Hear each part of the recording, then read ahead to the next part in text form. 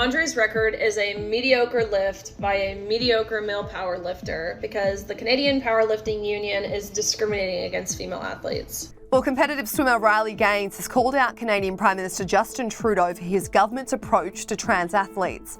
The American swimmer has been a fierce opponent of allowing trans athletes to compete in women's sports, especially since she competed against Leah Thomas last February.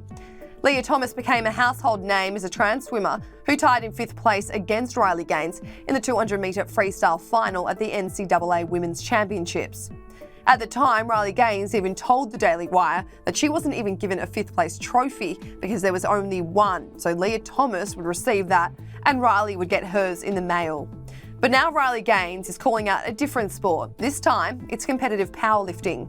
40-year-old trans lifter Anne Andres competed in the female masters unequipped category at the Canadian Powerlifting Union's 2023 Western Canadian Championship, where she set a new Canadian women's record.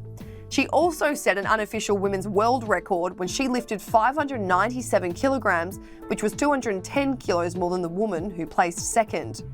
Canada's policy is that if you self-identify as a woman, then you can compete on gender alone.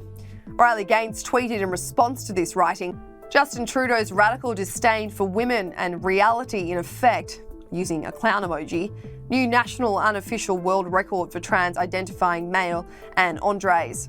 Take a look at the rest of the video that she posted. Breaking news, there is a new Canadian national record holder in women's powerlifting. The only problem is, it wasn't set by a woman. Trans-identified Anne Andres competed at the 2023 Western Canadian Championships yesterday.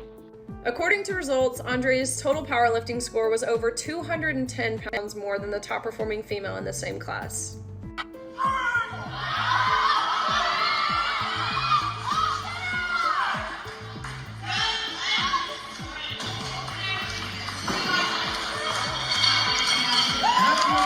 Not only is this a Canadian national record, sources say that this is an unofficial world record for the class that Andres competed in. And as if his domination competing against the women wasn't enough, watch as he mocks female powerlifters. Why is women's bench so bad? I mean, not compared to me. We all know that I'm a tranny freak, so that doesn't count.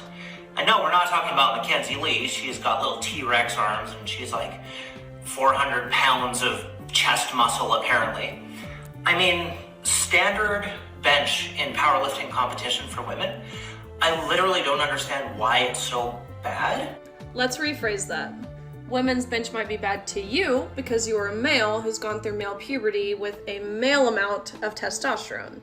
Being a woman or a female athlete doesn't mean we're inferior or not capable of accomplishing incredible things, but it means we're different to men.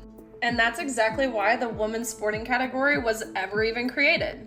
And we deserve to be recognized and celebrated based off of those physical ceilings and our own uniqueness. Riley Gaines continues to tweet in response to saving women's sports. After her infamous race against Leah Thomas, she told the media, she said, "It's almost like they're trying to back transgender athletes more than 90 to 95% of the rest of the swimmers who are kind of bummed by and affected by the rules that were in place for Leah to swim." When ESPN celebrated Women's History Month by promoting Leah Thomas, Riley slammed the sporting network. She wrote, "Leah Thomas is not a brave, courageous woman who earned a national title. He is an arrogant cheat who stole a national title from a hardworking, deserving woman. The NCAA is responsible. If I was a woman working at ESPN, I would walk out. You're spineless."